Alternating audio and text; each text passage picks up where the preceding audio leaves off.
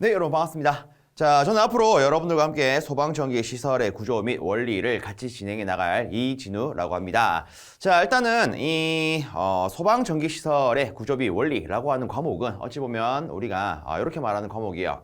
암기 과목. 그래서 이 내용에 있어서 중요한 것은 우리가 암기를 해야 실제 시험장 가서 우리가 원하는 점수를 얻을 수가 있습니다. 근데 암기를 하실 때 그냥 막연히 암기하시기보다는 실제 이 과목은요, 비슷한데 뭔가 다른 수치값으로 나오는 것들이 굉장히 많습니다.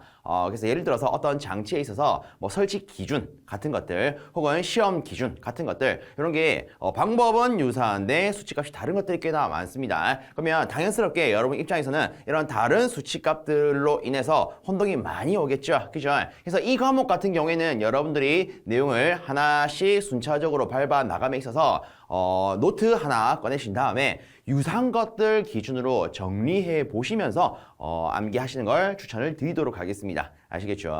그래서 우리가 막연히 암기하기보다는 그래서 조금 효율성 있게 암기하는 게 좋지 않겠습니까? 그죠? 자, 일단 우리가 지금부터 다뤄 나갈 이 과목은 전체 11장으로 구성이 되어 있습니다. 그래서 내용이 굉장히 뭔가 많아 보여요. 그죠? 근데 보시면 또 중복되는 내용들이 꽤나 있습니다. 그래서 여러분들이 정리하실 때 이것과 이거는 중복이 되네, 이것과 이거는 중복이 되네, 이렇게 정리를 하신다면 실제 내용은 훨씬 더 작아질 겁니다. 아시겠죠? 이런 식으로 정리하시면서 저랑 함께 진행해 나가셨으면 좋겠습니다. 자, 일단 이번 시간에 우리가 제일 처음으로 반길 친구, 우리가 알아볼 친구는 제1장 비상경보 설비 및 단독 경보용 감지기라는 이 친구들이 되겠습니다. 자, 여기서는 또 어떤 내용들이 있는지 한번 같이 살펴보도록 하겠습니다. 자, 우선에 제일 첫 번째 봐야 되는 것은 비상경보 설비의 화재 안전 기술 기준에 대한 일부 내용들입니다. 일단은 처음에는 개요적인 부분이 나와 있습니다. 자, 한번 살펴보도록 하겠습니다. 자, 일단은 우리가 경보 설비부터 조금 볼 건데, 자, 이 경보 설비가 뭡니까? 예를 들어 어떤 건물에 화재가 발생을 합니다. 그러면 그 사항을 알려줘야겠죠. 그죠? 그래서 화재 발생 사항을 경종 또는 사이렌으로 경보하는 설비를 경보설비라고 하더라.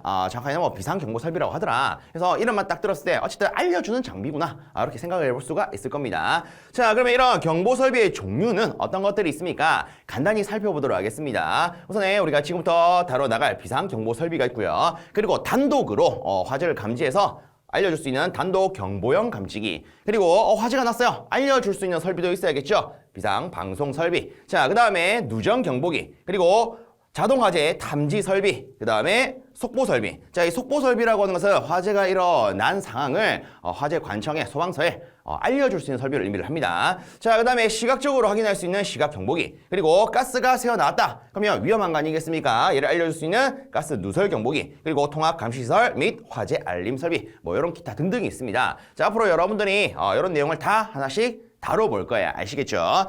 자, 그러면 이제 우리가 본격적으로 좀 암기를 해야 된다라는 내용을 살펴보도록 하겠습니다.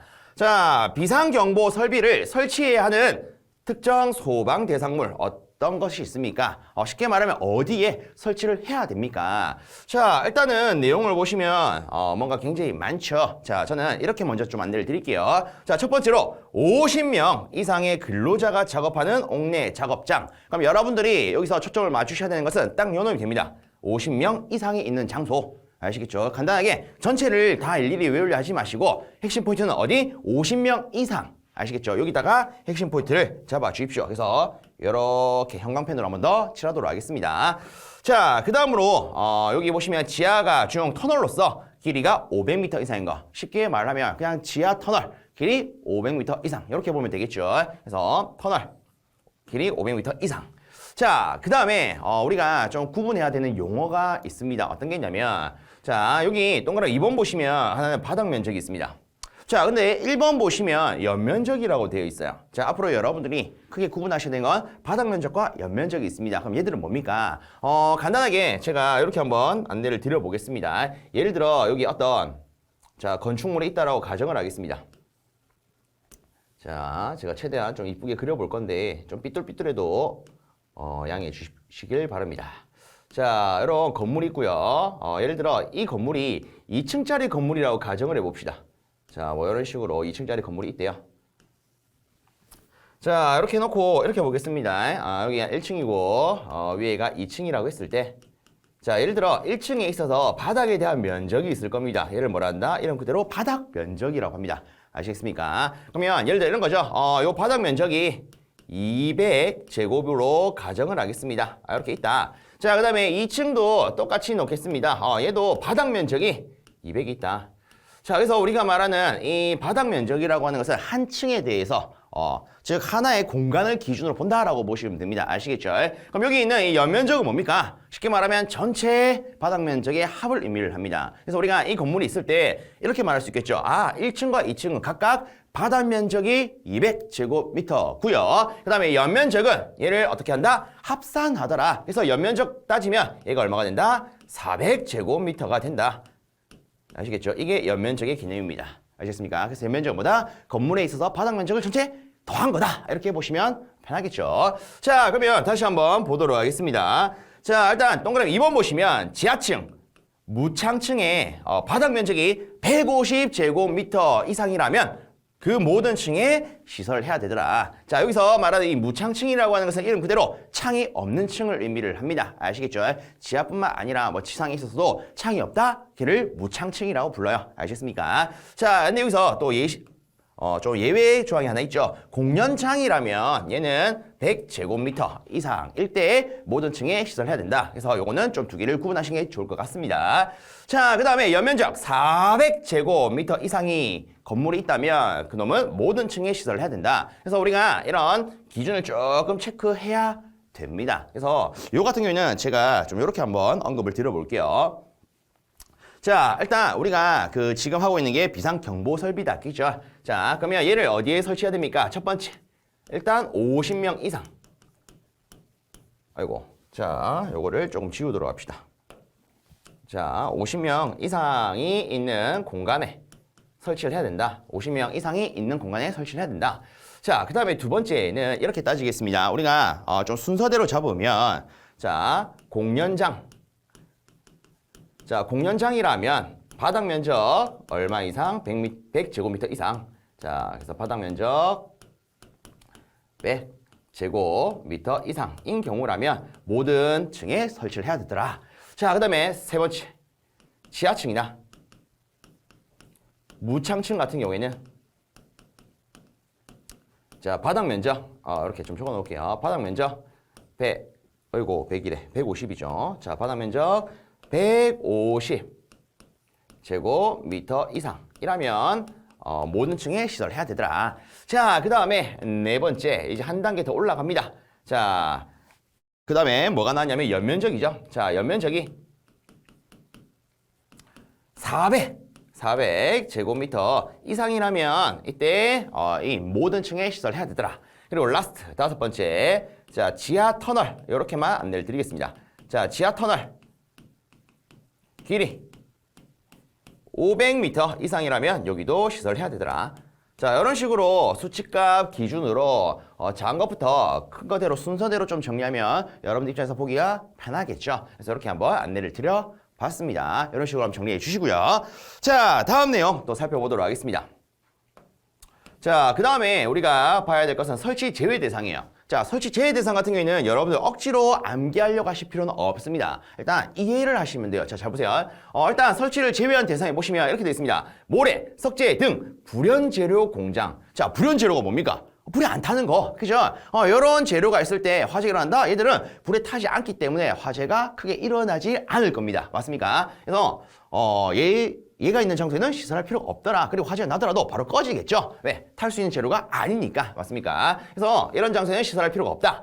자, 그 다음에 위험물 저장 및 처리 시설 중에 가스 시설. 실제 뭐 가스가 있는 경우에는 이 장치들이 부식이 되거나 혹은 제대로 동작하지 않을 가능성이 굉장히 큽니다. 그래서 이런 장소에는 설치할 필요가 없더라. 아시겠죠? 자, 그 다음에 뒤에 보시면 사람이 거주하지 않거나 벽이 없는 축사 등 동물 및 식물 관련 시설, 그리고 지하구가 있습니다. 자, 우리가 간단히 생각했을 때 사람이 거주하지 않는다? 그럼 화재가 일어나더라도 인명피해를 없다라고 볼 수 있겠죠. 그죠? 그래서 이런 장소에는 어떻게 할 수 있다? 굳이 할 필요가 없더라. 자, 그 다음에 벽이 없는 축사.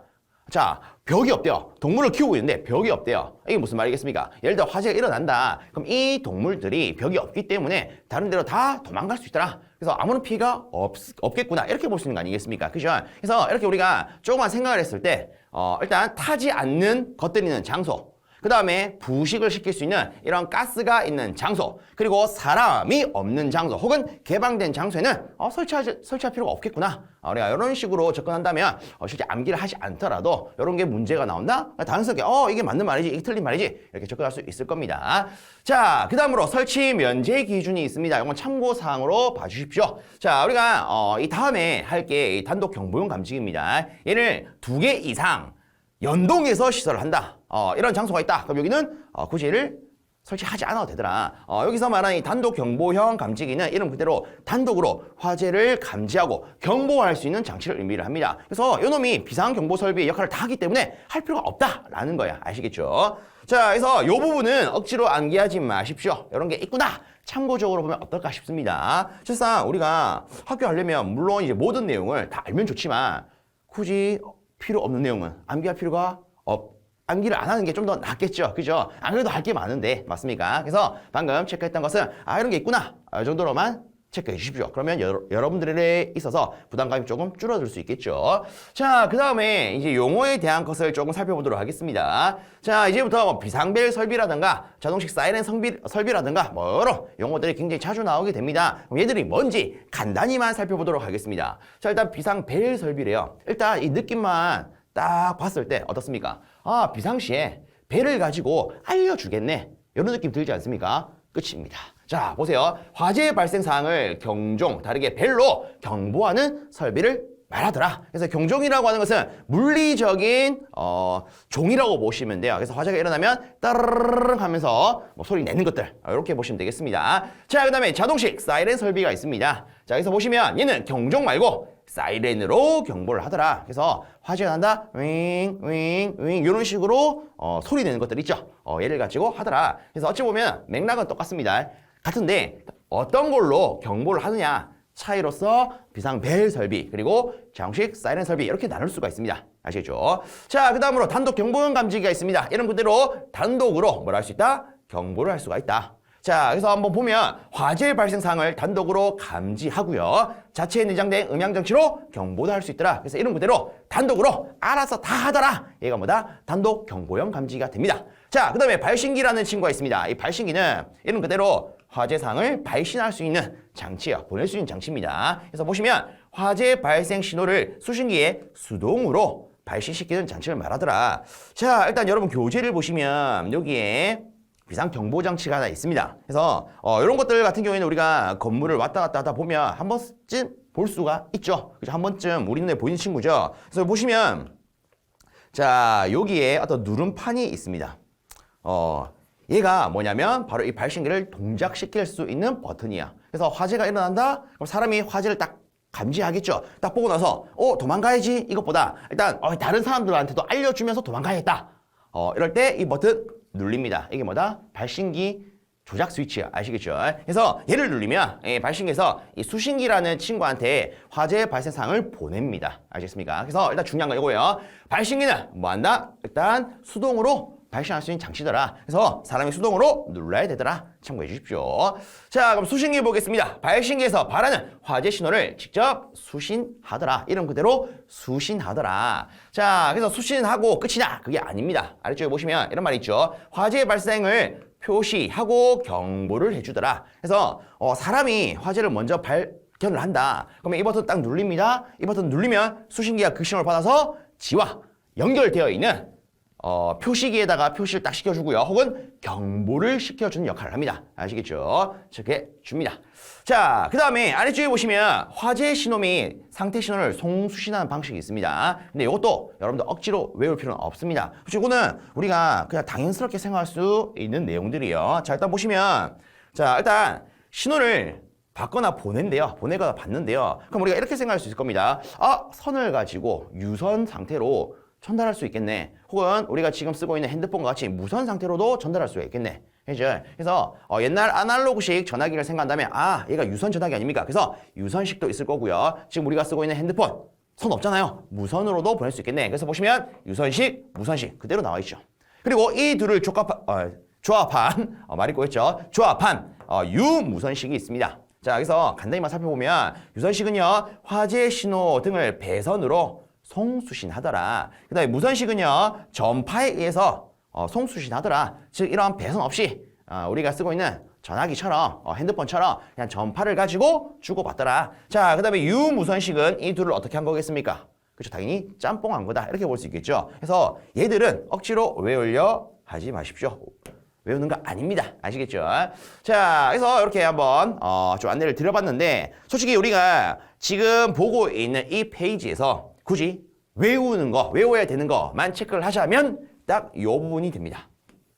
그래서 이 부분 같은 경우에 여러분들이 확실하게 체크해 주셔야 돼요. 아시겠죠? 자, 그래서 나머지는 어떻다? 참고적으로 이런 게 있구나. 이렇게 보셔라. 자, 다음 내용으로 살펴보겠습니다. 자, 다음 내용으로 가면 자, 이제 우리를 반기는 것은 이 비상벨 설비 혹은 자동식 사이렌 설비의 설치 기준이 있습니다. 실제 우리가 여기서 말하는 이 비상벨 설비라든가 자동식 사이렌 설비를 묶어서 우리가 뭐라 부릅니까? 비상 경보 설비요. 아시겠죠? 자, 그럼 일단 보겠습니다. 처음에 나오는 것은 음향장치의 설치 기준입니다. 일단 보시면 지구 음향장치, 즉 어떤 구역에 있어서 알릴 수 있는 음향장치는 특정 소방 대상물에 층마다 설치를 하되 이게 뭡니까? 예를 들어 4층 건물이다. 1층, 2층, 3층, 4층 다 설치해라. 이런 거 아니겠습니까? 그죠? 자, 그리고 해당 층의 각 부분으로부터 하나의 음향장치까지의 수평거리가 25m 이하가 되도록 하고 자, 여러분들에 있어서 겁나게 중요한 부분 이 부분이 됩니다.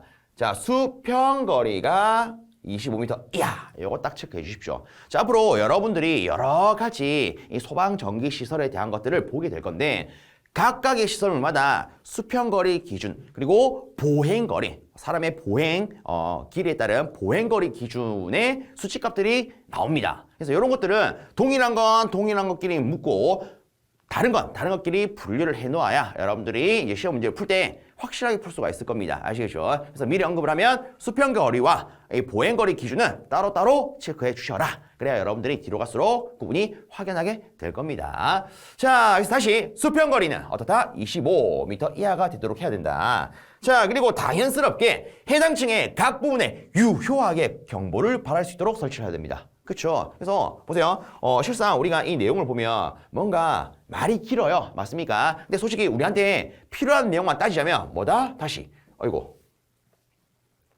자, 다시 체크를 하면 수평거리 25m 이하 이게 중요하더라. 그럼 나머지는 뭡니까? 솔직히 우리가 읽어보면 요 뒤에는 당연스러운 것들 아니겠습니까? 그렇죠? 그래서 실제 말은 길지만 필요한 것만 체크하면 그렇게 내용은 많지 않습니다. 자, 그 다음에 참고사항으로 조금 볼 수 있는 게 두 번째 요 놈이 있습니다. 음향장치는 전격 전압의 80%의 전압에서도 잘 동작을 해야 됩니다. 예를 들어 이런 거죠. 우리 집으로 생각을 하자면 우리 집의 전격 전압이 몇 볼트입니까? 220요. 그럼 보통 이제 많은 분들이 아시기로 220볼트가 들어와야만이 모든 장치가 돌아가구나 이렇게 생각할 수 있겠죠. 그죠? 근데 여기에는 이 비상 경보 설비들은 220볼트뿐만 아니라 요 놈이 있어 80% 대략적으로 한 170볼트 정도 되겠죠. 요 정도의 전압만 들어오더라도 충분히 동작을 해야 된다. 이런 말이 됩니다. 아시겠죠? 그래서 중요 포인트는 뭡니까? 80%. 이게 중요하죠. 그래서 보통 시험 문제 나온다면 이렇게 나올 수 있습니다. 다음 중 비상벨 설비 또는 자동식 사이렌 설비의 음향장치의 설치 기준으로 틀린 것은 내놓고 얘가 70% 전압 이런 식으로 바뀌어서 나올 수 있겠죠. 그래서 이런 수치값 같은 것들이 솔직히 우리의 허파를 막 디벼 넣습니다. 그래서 이런 것들은 확실히 챙겨 놓는 게 좋아요. 아시겠죠? 자, 그 다음에 아래쪽에 봅니다. 아래쪽에 보시면 음향장치의 음향의 크기 기준이 나와 있습니다. 자, 이 크기는요.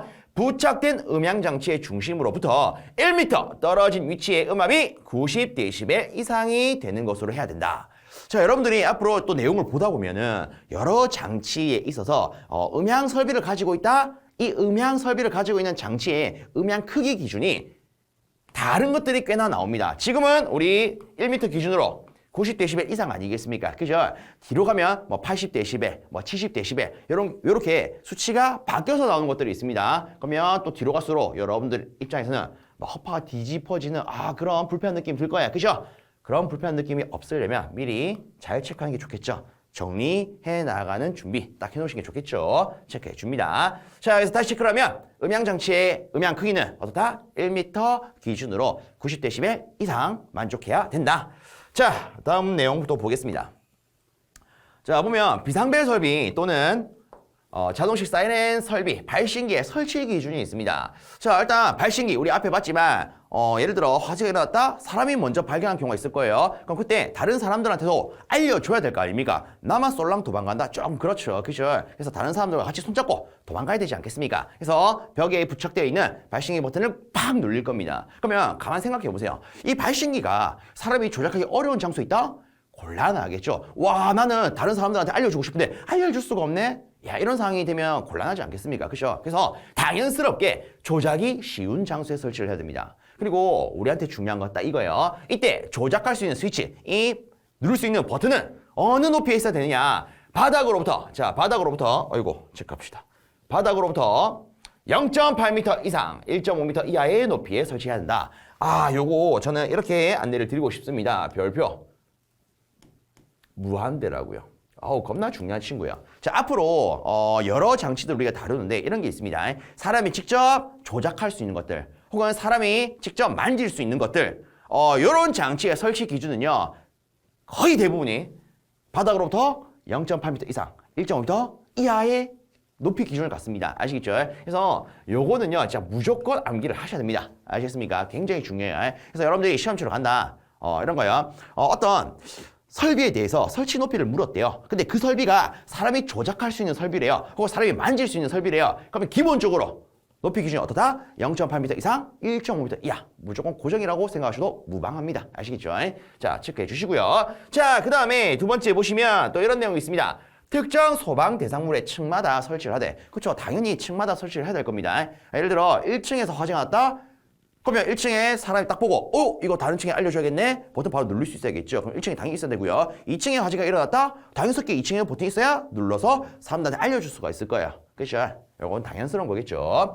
자, 그 다음에 해당 층의 각 부분으로부터 하나의 발신기까지 수평거리가 어떻게 되도록 해야 된다? 25m 이하가 되도록 해야 한다. 우리 앞에서도 했지만 얘도 어떻다? 25m 이하가 되어야 합니다. 쉽게 말하면 각 부분으로부터 25m 이하가 되도록 한다라는 것을 쉽게 말하자면 사람이 그 활동하는 공간 중간에 있어야 된다. 이렇게 보셔도 무방합니다. 솔직히 중간에 있어야 사람이 왔다 갔다 하면서 바로 조작시킬 거 아닙니까? 그죠? 구석탱이 있으면 야, 좀 그렇죠. 도망가기 바쁜데 저 구석까지 간다? 조금 애로사항이 있을 겁니다. 그래서 간단히 말하면 활동하는 공간의 중간. 근데 이거를 수치적으로 말하자면 각 부분으로부터 수평거리 몇 미터 이하? 25m 이하. 이렇게 잡을 수 있습니다. 자, 그 다음에 세 번째, 복도 또는 별도로 구획된 실로서 보행거리가 40m 이상일 경우에는 추가로 설치를 해야 되더라.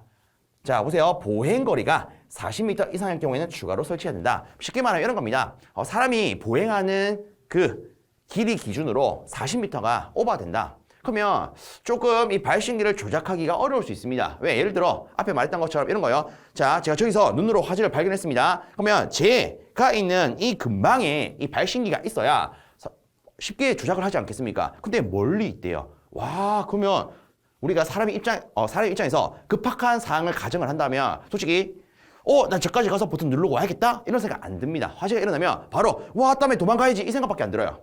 그렇죠? 아주 급박한 상황이니까 맞습니까? 근데 그 급박한 상황이 있어서도 다른 사람들한테 알리려면 일단 내 눈에 바로 보여야 됩니다. 보이면 그래도 도망가야 되지만 어쨌든 알려주고 도망은 가야겠다라는 생각이 조금 들 수 있겠죠. 그죠? 그 기준이 뭐라고요? 보행거리 40m 기준이라고요. 그래서 예를 들어 보행거리 40m가 넘어간다. 그러면 어떻게 해야 됩니까? 한 개 더 설치해라. 이런 말이 됩니다. 어떤 느낌인지 아시겠죠?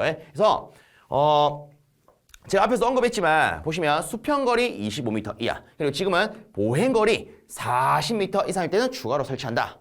이런 기준이 있습니다. 그래서 수평거리와 보행거리는 확실히 구분하시는 게 좋아요. 아시겠죠? 요거 때문에 혼동 많이 됩니다. 자, 그 다음에 네 번째, 발신기의 위치 표시 등은 함의 상부에 설치를 하되 그 불빛은 부착면 15도 이상의 범위 안에서 부착 지점으로부터 10m 이내 어느 곳에서도 쉽게 식별될 수 있어야 합니다. 그래서 15도, 10m 이런 게 있구나. 조금 잡아주시고요. 자, 그 다음에 무슨 등으로 한다? 적색 등으로 한다.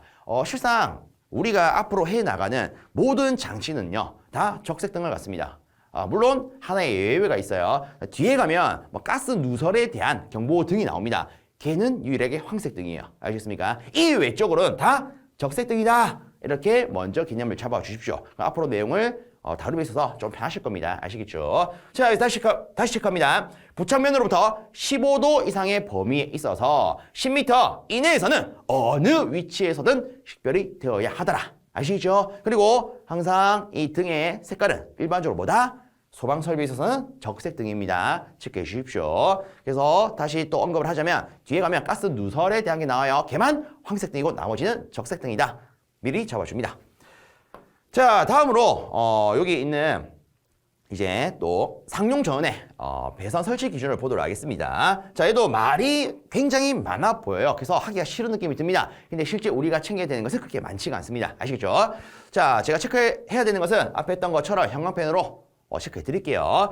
자, 보시면 상용 전원은요, 전기가 정상적으로 공급되는 축전지 설비, 그리고 전기 저장 장치 또는 교류 전압의 옥내 간선으로 하고, 여기서부터 중요합니다. 전원까지의 배선은 어떻게 해야 한다? 전용으로 해야 한다. 쉽게 말하면 상용 전원과 분리해라, 이런 말이 됩니다. 자, 상용 전원이 뭡니까? 우리가 일반적으로 쓰는 전원, 그죠? 실제 이 상용 전원은요, 이런 게 있습니다. 건물 내에 화재가 일어난다, 혹은 어떤 사고가 일어난다.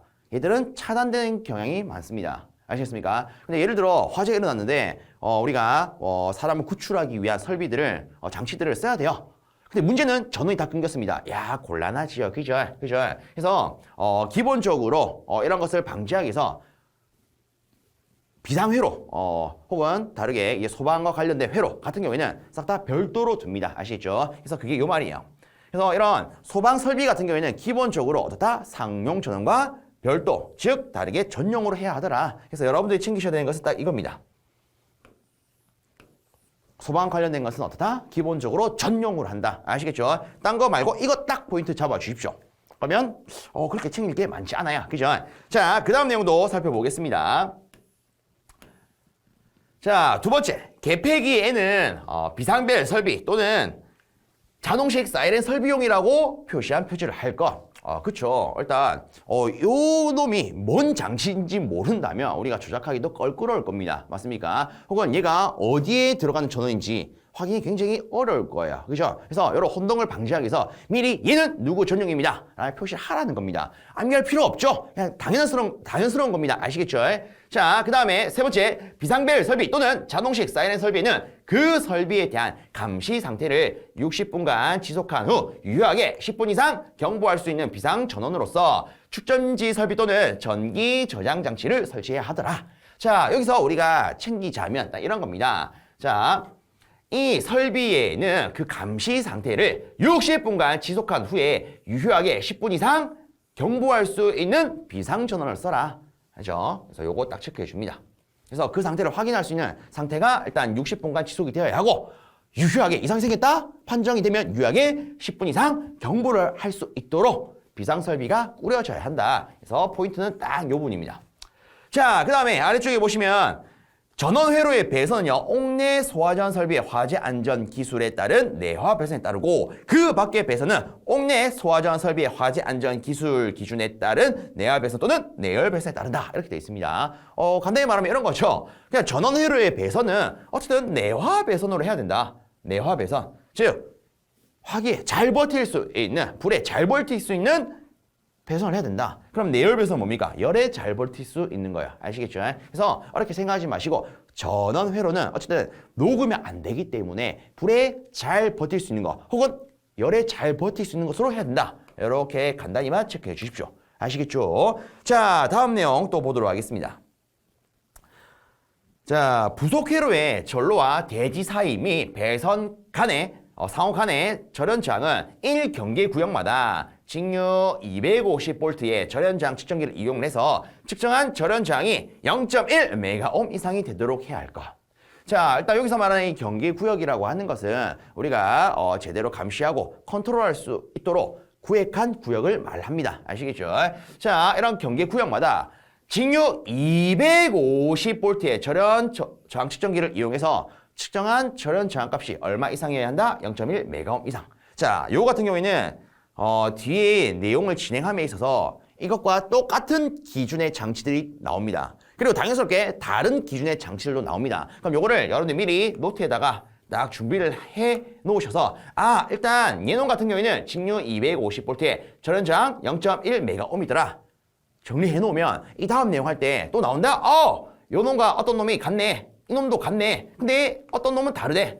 이렇게 딱 정리할 수 있겠죠. 이렇게 한번 정리해 놓으신다면 여러분들 시험 치기 전에 좀 더 쉽게 머릿속에 정리가 될 겁니다. 아시겠죠? 그래서 미리 요 같은 경우에는 값이 다른 것들이 나올 수 있기 때문에 이렇게 정리할 수 있도록 여러분들 노트의 공간을 미리 확보해 주십시오. 아시겠죠? 자, 그래서 포인트는 딱 요 포인트 잡아 주십시오. 이것은 우리가 충분히 구분할 수 있어야 됩니다. 자, 그다음에 6번째. 전원은요, 다른 전선과 별도의 관, 그리고 덕트.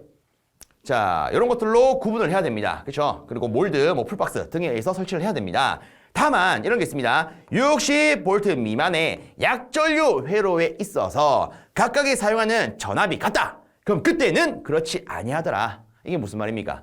쉽게 말하면 이런 겁니다. 실제 이 배선은요, 다른 전선과 별도로 설치를 해야 되더라. 아시겠죠? 여기서 이 말을 줄이면 일단 우리가 지금 다루고 있는 이 비상 경보 설비에 있어서 배선은 다른 전선과 일반 전선과 구분을 해야 하더라. 근데 다만 얘가 약전류 전선으로서 60V 미만의 약전류 전선으로서 옆에 지나가는 전선과 전압이 같대요. 그럼 그때는 그냥 같이 넣어도 된다라는 겁니다. 아시겠습니까? 그래서 조건은 뭐다? 60V 미만일 때. 그래서 일반적으로는 별도로 설치해야 되지만 60V 미만이라면 그리고 이때 전압이 같다면 같이 시도할 수 있다. 이런 말이에요. 그래서 여기 60V의 포인트 좀 잡아 주십시오. 아셨습니까?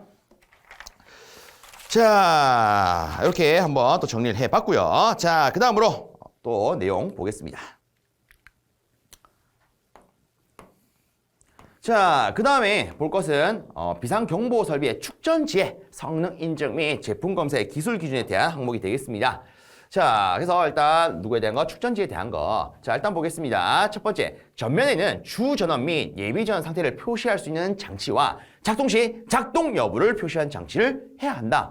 즉, 이 축전지가 동작을 하고 있는지 요거를 시각적으로 확인할 수 있어야 된다. 이런 말이 될 겁니다. 자, 두 번째, 내부의 주전의 양극을 동시에 개폐할 수 있는 전원을 시설해야 된다. 자, 여기서 일단 포인트를 잡자면 요겁니다. 주전의 양극성을 동시에 개폐할 수 있는 스위치를 설치해야 된다. 요거 체크를 좀 해주십시오.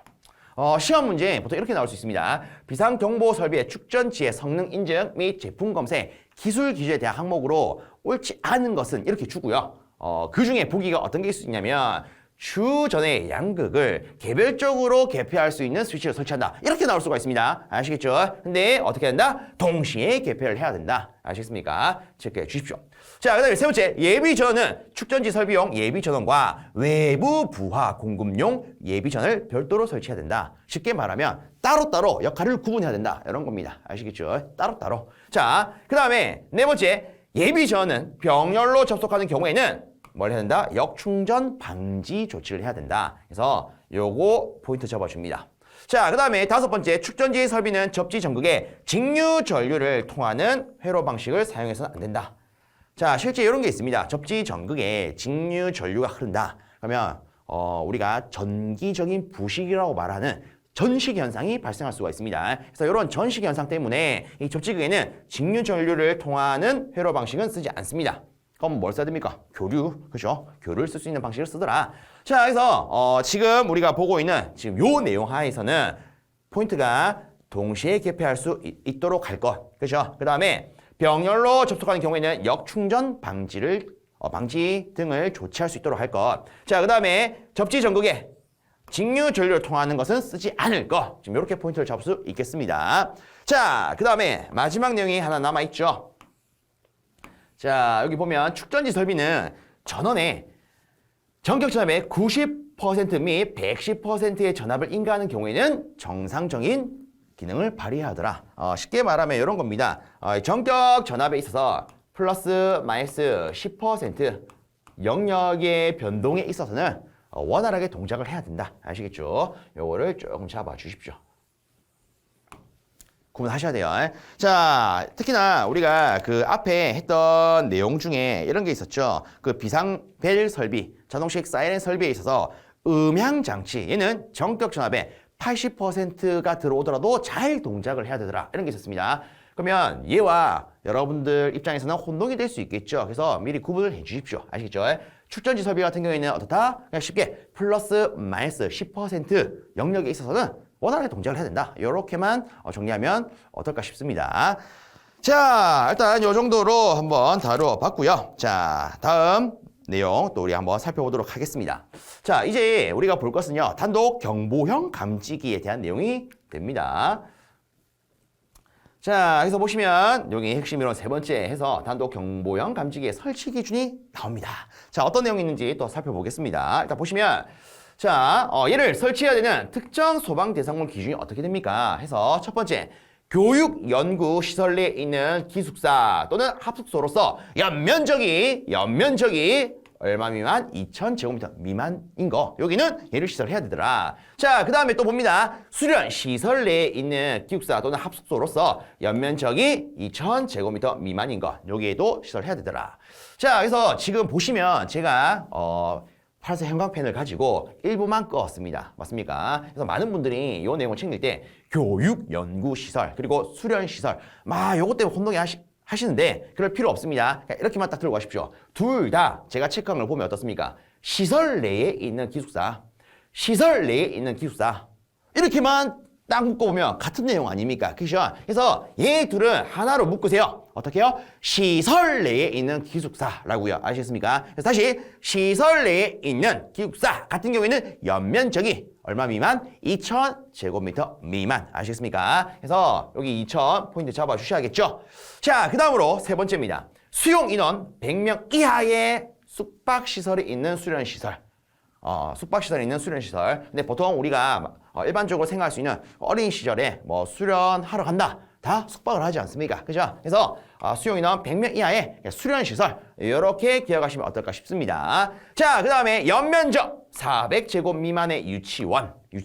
자, 그 다음에 뭐 공동주택 중에 연립주택 및 다세대주택 뭐 이렇게 있는데 실제 우리가 조금 구분해야 되는 것은 하나, 둘, 세 개 이렇게 되겠습니다. 아시겠죠? 체크해 주십시오. 그래서 여러분 정리하실 때는 솔직히 작은 것부터 큰 거 순서로 정리하는 게 어떨까 싶어요. 그래서 정리를 한다. 이렇게 볼 수 있겠죠? 수용인원 100명 이하의 수련시설. 자, 그 다음에 연면적 400제곱미터 미만의 유치원. 그죠? 그 다음에 어떤 시설 내에 있는 기숙소 혹은 기숙사로서 연면적 2000제곱미터 미만. 이렇게 딱 구분하시면 굉장히 좋겠죠. 체크해 줍니다.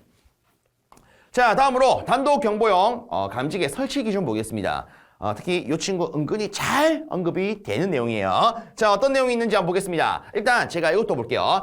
각실, 자, 가로를 일단 제외하고요. 이렇게 봅니다. 각실마다 설치하되 바닥 면적이 150제곱미터를 초과하는 경우에는 150제곱미터마다 한 개씩 설치할 것. 그래서 쉽게 말하면 이런 겁니다. 각실 기준으로 봤을 때 150제곱미터마다 한 개 이상 설치할 것. 이거 딱 포인트 잡아주세요. 자, 그다음에 부가적인 포인트로 이런 게 있습니다. 자, 가로 안에 보시면 이웃하는 실내의 바닥 면적이 각각 30제곱미터 미만이고 벽체의 상부가 전부 또는 일부가 개방되어 이웃하는 실내와 공기가 상호 유통되는 경우에는 이를 어떻게 한다? 하나의 실로 본다. 말이 좀 어렵죠? 정리하면 30제곱미터 미만이고요. 공기가 상호 유통하는 경우에는 한 개로 취급한다. 근데 어쨌든 중요한 건 전체적으로 바닥 면적은 150제곱미터 기준으로 한 개씩 설치해야 된다. 자, 요거를요. 제가 이렇게 한번 안내를 드려볼게요. 자, 요거를 이렇게 한번 해봅시다. 자, 일단 우리가 지금 하고 있는 이 단독 경보형 감지기 같은 경우에는 자, 이렇게 쓰겠습니다. 애초에 바닥 면적 기준이 얼마라고요? 150제곱미터요. 그죠? 150제곱미터마다 한 개씩 설치를 해야 됩니다. 자, 그럼 이렇게 한번 생각해 봅시다. 예를 들어 여기에 어떤 방이 있대요. 어떤 건물이 있대요. 그러니까 건물에 대한 하나의 층이라고 보겠습니다. 아시겠죠? 자, 그래서 여기 이렇게 나누겠습니다. 이렇게 나눕니다. 자, 이 방을 이렇게 할까요? 예를 들어 이렇게 나올게요. 자, 여기에 A실이라고 가정을 하겠습니다. 이 A실이 예를 들어 바닥 면적이 100제곱미터래요. 그러면 이 실에는 몇 개의 단독 경보용 감지기를 설치해야 됩니까? 일단은 우리의 기준보다 150이에요. 150제곱미터마다 한 개씩 설치를 해야 됩니다. 그럼 여기는 당연히 한 개를 설치를 해야 될 거예요. 맞습니까? 자, 그 다음 여기를 B실이라고 놓겠습니다. 이 B실의 바닥 면적이 예를 들어 200제곱미터래요. 그럼 우리는 150제곱미터마다 한 개씩 설치를 해야 되기 때문에 얘는 몇 개? 2개를 설치할 수가 있습니다. 맞습니까? 자, 그 다음에 우리가 어떤 수치를 계산한다? 그럼 이렇게도 한번 체크해 볼게요. 우리가 계산하면 이렇게 되겠죠? 200에다가 나누기 150. 그럼 얘가 실제 1. 얼마 이렇게 나올 겁니다. 맞습니까? 그럼 기본적으로 한 개는 당연히 설치해야 되는데, 자, 이런 감지기의 설치에 있어서는 뒤에 소수가 나오죠. 얘를 절상하셔야 돼요. 아이고, 절상.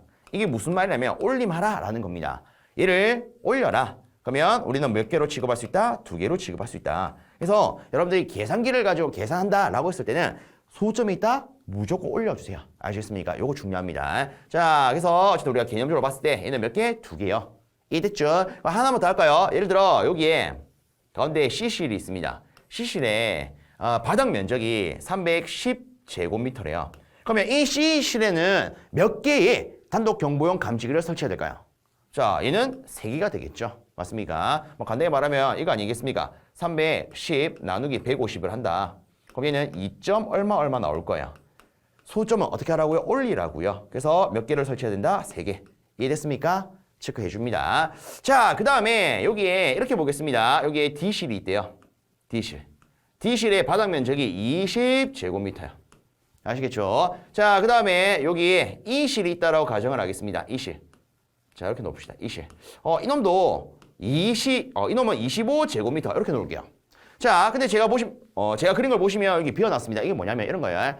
이게 일단은 가벽으로 나오져 있는데 위에 천장이 서로 간에 뚫려 있더라. 아시겠죠? 즉, 이 D실과 E실 간에 당연히 문이 있을 겁니다. 문을 열고 닫음 관계없이 항상 위쪽에 일부가 뚫려져 있더라. 뚫려져 있으면 서로 간에 공기가 유통되지 않겠습니까? 그죠? 자, 이런 경우에 우리가 앞에 두 번째로 체크했던 조항을 잘 기억을 하셔야 됩니다. 자, 각 실에 있어서 바닥 면적이 30제곱미터 미만이고요. 공기가 상호 유통하는 경우에는 이 놈들을 몇 개 실로 본다? 하나의 실로 본다. 그래서 얘가 뭐다? 하나의 실로 취급이 된다라는 거예요. 예를 들어 이런 겁니다. 원래 우리가 이 아래쪽을 가지고 볼게요. 여기 스몰 A 실, 스몰 B 실이라고 볼게요. 예를 들어 이놈이요 20제곱미터고 얘가 25제곱미터라고 가정을 합니다. 근데 이놈들 간에는 공기가 상호 유통되지 않는데요. 그럼 우리는요 이렇게 봐야 됩니다. 스몰 A 실에 단독 경보용 감지기 하나 시설하고 여기도 하나를 시설하고 따로따로 시설을 해야 되더라. 아시겠죠? 어떤 경우에? 따로 완전히 분리된 경우에. 근데 자 보세요. 위에 D와 E는 어떻습니까? 따로 완전히 분리된 게 아니라 천장의 일부로서 공기가 유통되는 경우에요. 그럼 이때는 어떻게 한다? 하나의 실로 본다. 아시겠습니까? 그럼 우리가 전체적으로 보면 하나의 실 기준으로 봤을 때 45제곱미터 아닙니까? 그죠? 그러면 우리는 몇 개만 시설하면 된다? 한 개의 단독 경보용 감지기를 시설하면 된다. 그래서 완벽히 구분이 되어 있는지 구분이 되어 있지 않은지 요 기준 여러분들 잘 잡으셔야 됩니다. 아시겠죠? 요거 계산 문제 출제가 되고 있습니다. 아시겠습니까? 그래서 제가 이런 식으로 좀 수치값을 가지고 안내를 드렸는데 좀 이해되시죠? 체크 잘 해주셔야 돼요. 자, 그럼 우리 다시 원래대로 돌아가도록 합시다. 자, 그래서 우리가 다시 체크를 하면 각 실에 있어서 150제곱미터마다 정확하게 바닥 면적 150제곱미터마다 단독 경보용 감지기를 한 개씩 설치를 해야 된다. 아시겠습니까? 자, 추가적인 조항으로 각 실에 바닥 면적이요 30제곱미터 이하고 공기가 상호 유통되는 구조다. 그럼 얘는 어떻게 볼 수 있다? 다 묶어서 한 개실로 볼 수 있다. 이렇게 줍니다. 아시겠습니까? 여기서 한 가지만 더 언급 드릴게요. 제가 구성태기에 좀 보면 이렇게도 한번 안내를 드려보겠습니다. 여기에 어떤 또 공간이 있대요. 자, 예를 들어 이렇게 놓겠습니다. A, B, C. 요것도 아마 궁금해 하시지 않을까 싶어요. 예를 들어 앞에는 제가 라지 D, 라지 E 해가지고 두 개의 실만 공기가 상호 유통되는 구조를 봤는데 만약에 세 개의 실이 다 유통된다면 어떻게 될까요? 똑같습니다. 예를 들어 A실이 20제곱미터고 B실도 20제곱미터, C실도 예를 들어 20제곱미터의 바닥 면적을 갖는데요. 아시겠죠? 그리고 공기가 상호 유통을 하고 있습니다. 그럼 얘를 어떻게 볼 수 있다? 하나의 실로 볼 수 있다. 아시겠죠? 그럼 이때 전체에 더하면 얘는 60제곱미터가 되겠죠? 그럼 여기에다가 우리가 단독 경보용 감지 몇 개 시설할 수 있다? 한 개요. 아시겠죠? 어떤 느낌인지 체크해 줍니다. 자, 그 다음으로 요 아래쪽에 보시면 계단실은 최상층의 계단실의 천장에 설치를 해야 하더라. 이런 게 있습니다. 그래서 이렇게 보면 되겠죠. 화재가 일어난다.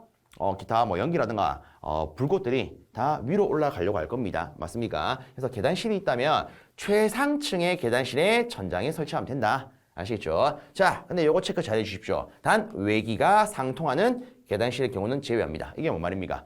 밖에 공기가 막 왔다 갔다 유통되는 계단실이라면 제외한다고요. 그게 아니라 막혀 있다면 설치를 해야 된다. 아시겠죠? 요거 가지고도 장난치는 문제가 나옵니다. 체크 잘 해주십시오. 자, 그다음에 세 번째. 건전지를 주 전원으로 사용하는 단독 경보형 감지기는 정상적인 작동 상태를 유지할 수 있도록 건전지를 당연스럽게 교체할 거. 요거 외울 거 있습니까? 없습니까? 없죠? 이거 당연한 겁니다. 아니, 건전지를 쓴대요. 그러면 얘가 계속 그 상태를 파악할 수 있도록, 계속 동작이 될 수 있도록 건전지를 주기적으로 바꿔줘야겠네. 이거 당연스러운 거 아니겠습니까? 그죠? 이거 외우는 거 아닙니다. 자, 그 다음에 네 번째, 상용 전원을 주 전원으로 사용하는 단독 경보형 감지기의 2차 전지는 법 제40조에 따라 제품 검사에 합격한 것을 사용할 것. 그래서 이것도 당연한 겁니다. 우리가 실제 쓰고 있는 모든 장치는 안전검사를 다 받은 장치들 아닙니까? 그렇죠? 시중에 파는 건전지들 다 특정 안전검사를 통과한 것들이죠. 이런 거 써야 된다. 이런 의미예요. 그래서 이 세 번째와 네 번째는 외우려 하지 마세요. 어쩌면 당연스러운 겁니다. 그렇죠? 체크해 주시고요. 그래서 실제 이 단독 경보형 감지기 설치 기준에서 여러분들이 중요하게 체크해야 되는 것은 솔직히 이 두 가지죠. 그 중에서 1번. 검날이 중요합니다. 이렇게 딱 잡아주시고 다음 내용 살펴봅니다. 자, 그 다음으로 볼 내용은요. 단독 경보용 감지기의 형식승인 및 제품 검사의 기술 기준에 대한 부분이 됩니다. 자, 일단 보겠습니다. 첫 번째로 자동 복귀형 스위치에 의해 수동으로 작동 시험을 할 수 있는 기능이 있어야 한다. 이게 무슨 말이겠습니까?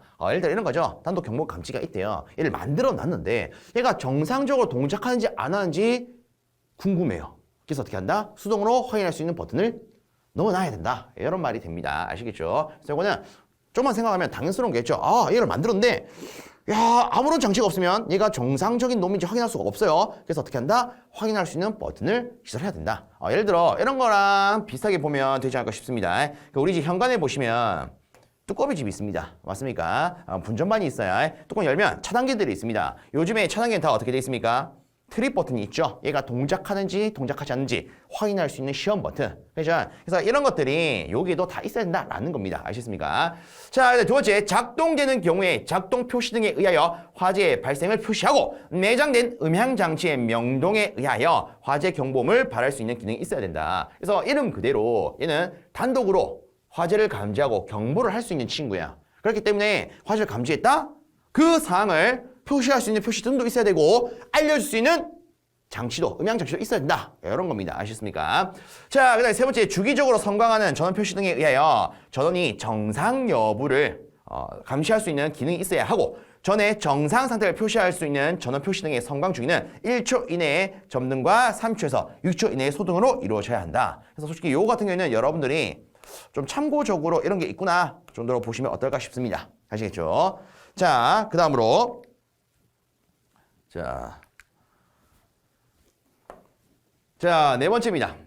자, 화재 경보음은 자, 감지기로부터 1m 떨어진 위치에서 85dB 이상으로 10분 이상 계속해서 경보할 수 있어야 된다. 자, 요거는 조금 체크하는 게 좋겠죠. 우리가 앞에 했던 비상경보 설비 같은 경우에, 즉 비상벨 설비와 사이렌 설비 같은 경우에는 음향 장치, 그 음향의 크기의 기준이 어땠습니까?